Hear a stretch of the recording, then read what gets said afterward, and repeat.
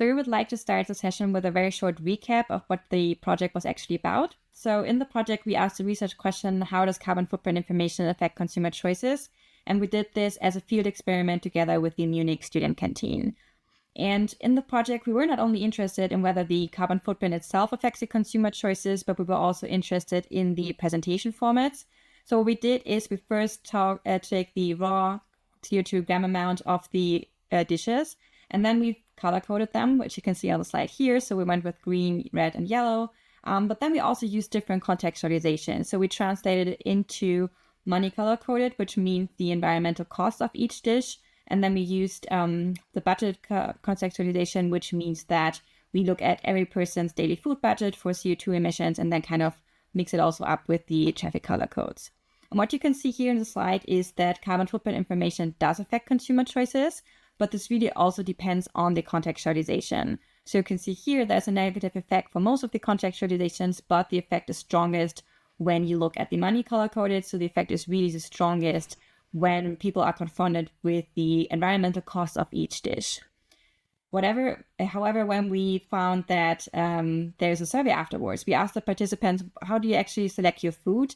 They didn't really consciously say, okay, we're looking at the carbon footprint of a dish, but they kind of went with, the taste and the look and so on. So it kind of seems to be the case that this is not really a conscious decision, but it's a bit more subconscious.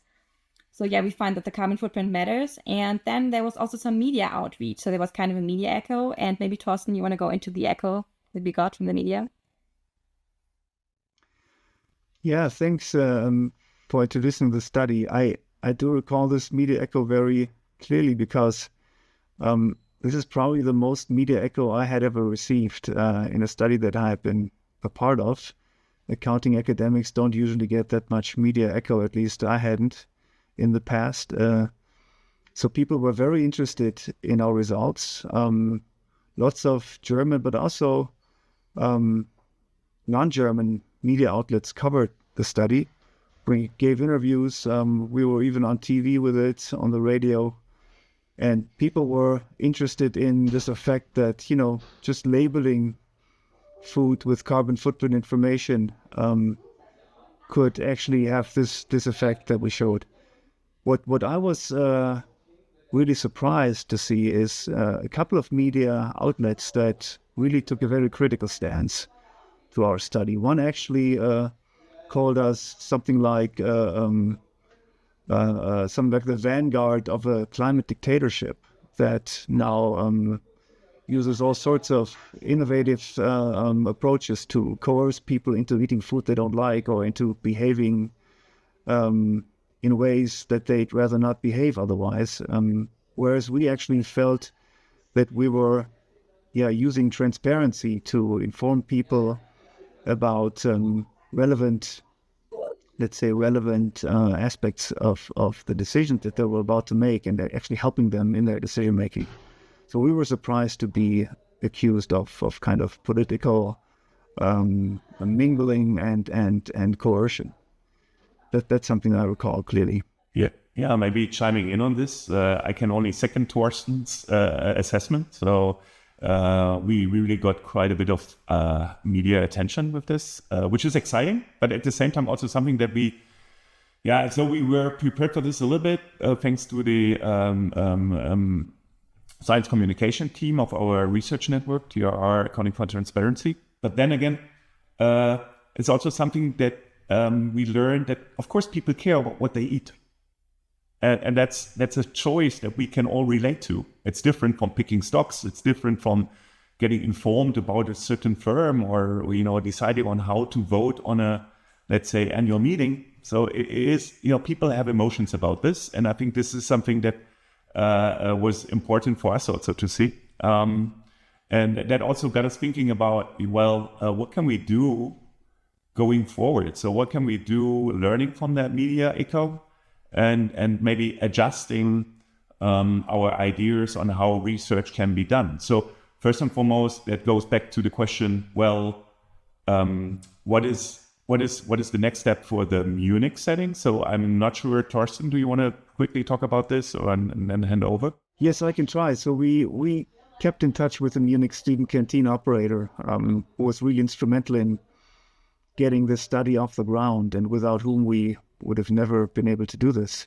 So they're still very interested in our results, and they are committed to integrating CO2 labeling into their day-to-day operations, including also to motivate a pricing change. So they're really thinking about revamping the pricing of the canteen dishes, making meat-based dishes more expensive, which is not only because of the climate impact, but also clearly because of inflation-related developments.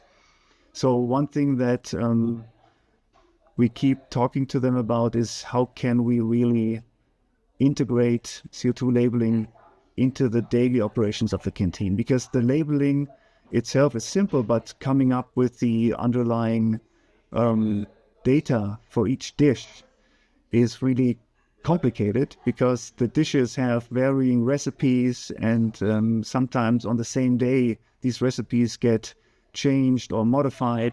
So to have a really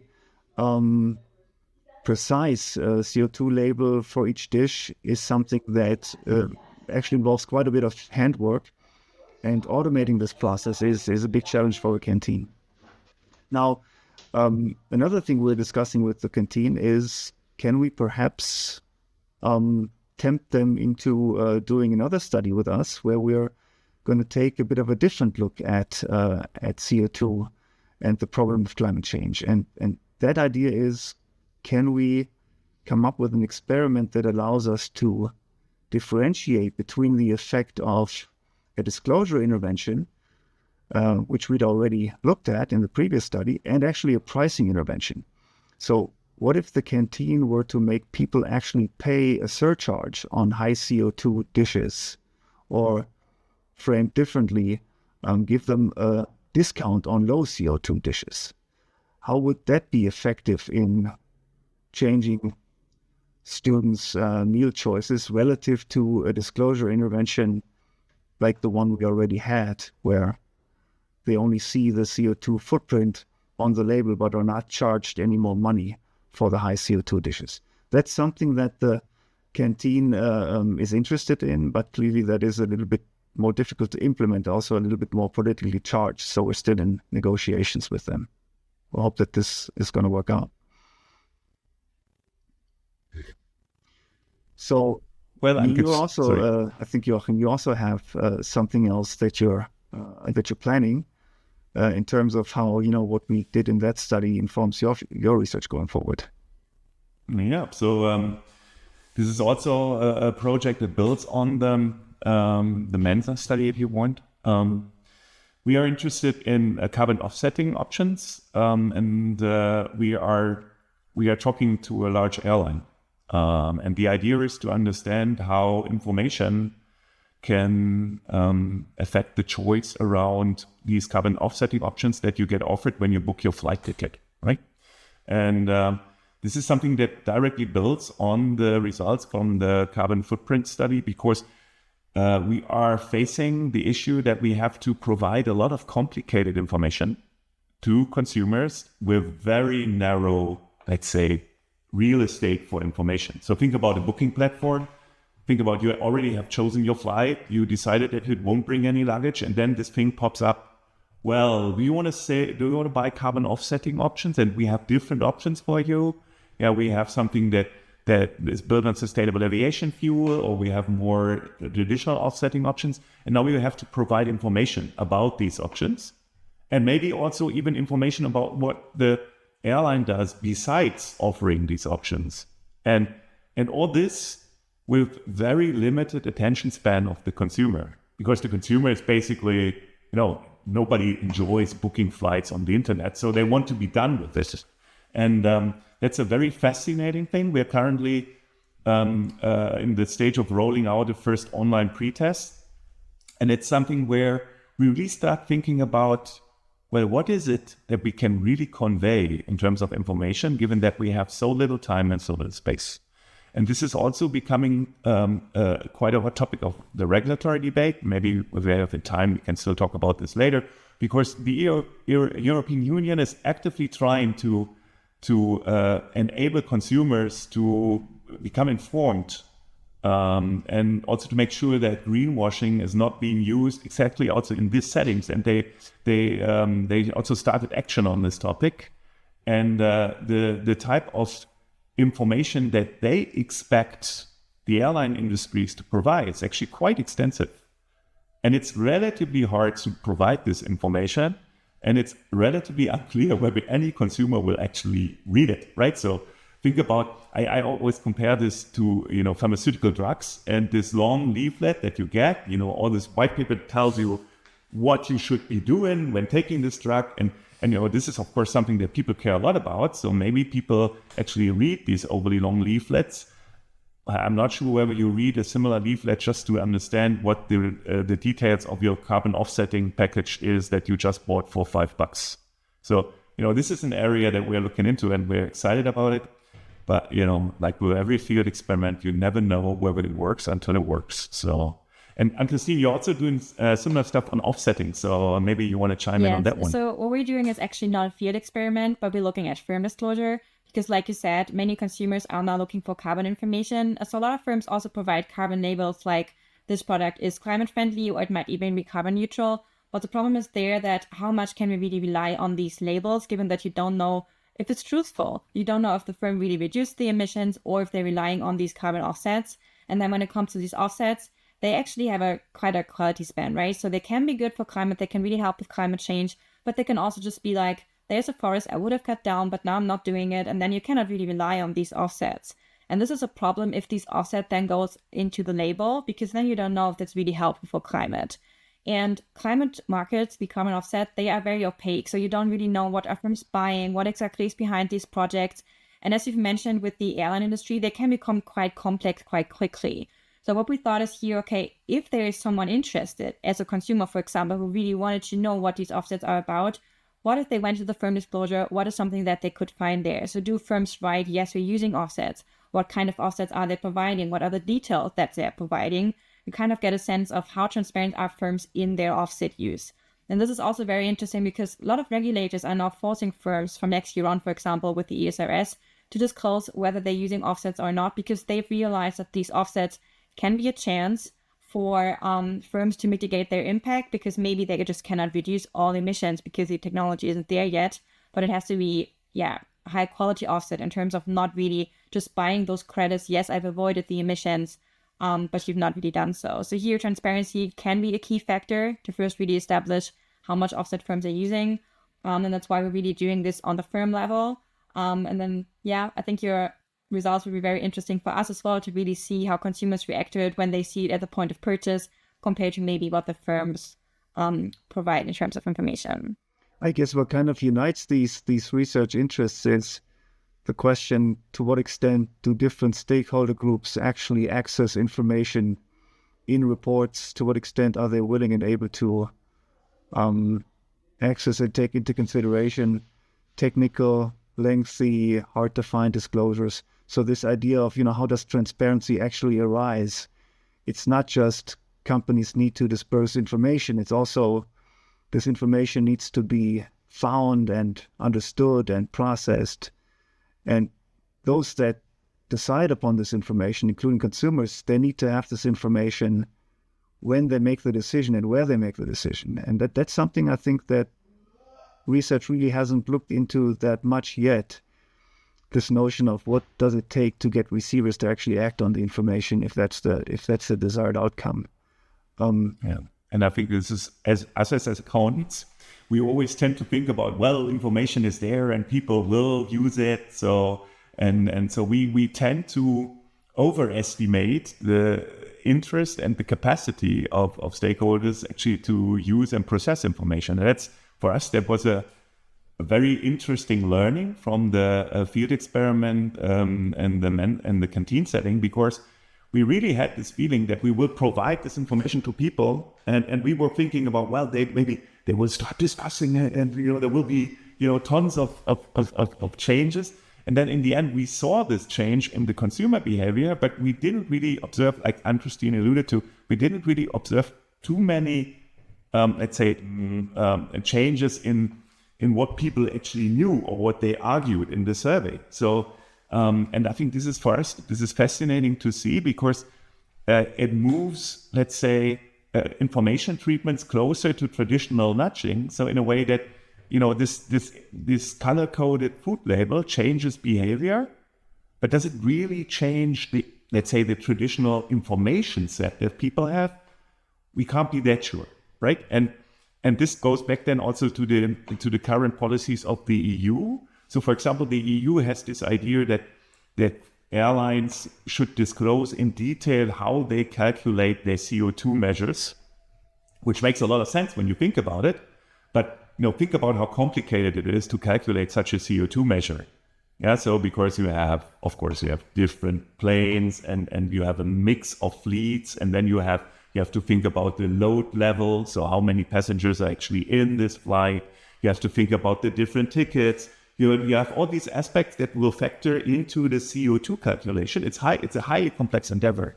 And now, think about the type of information that you would have to provide to consumers. And do we really think that people will observe this? And so this is why it really becomes a question of information design.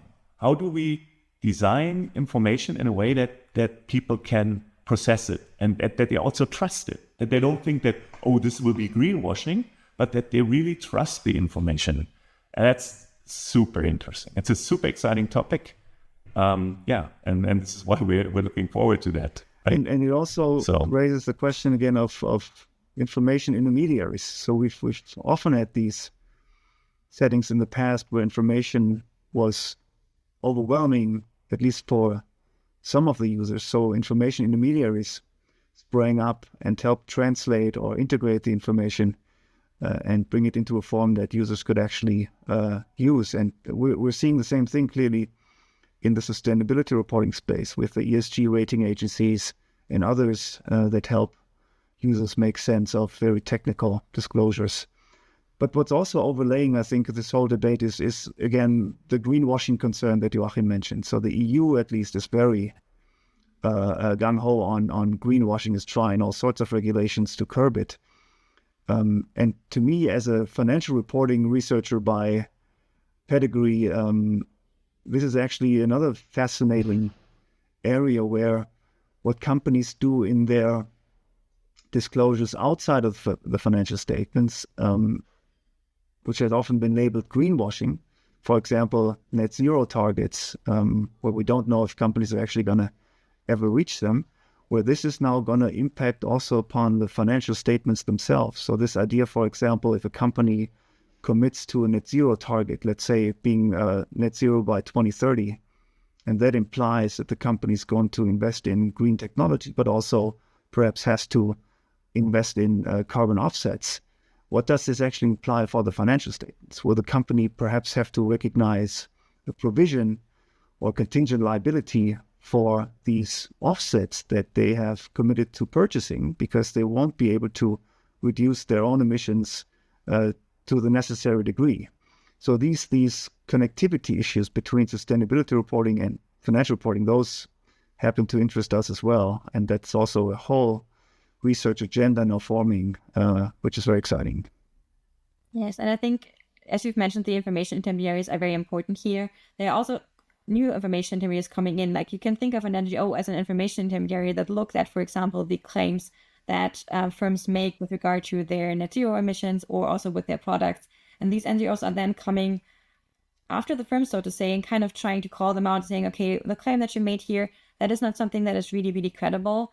And they also were invested in the setting of the ESRS, so the reporting standards, where firm also should keep in mind what their different stakeholders, like the employees, the consumers, what might be of interest as an information item for them.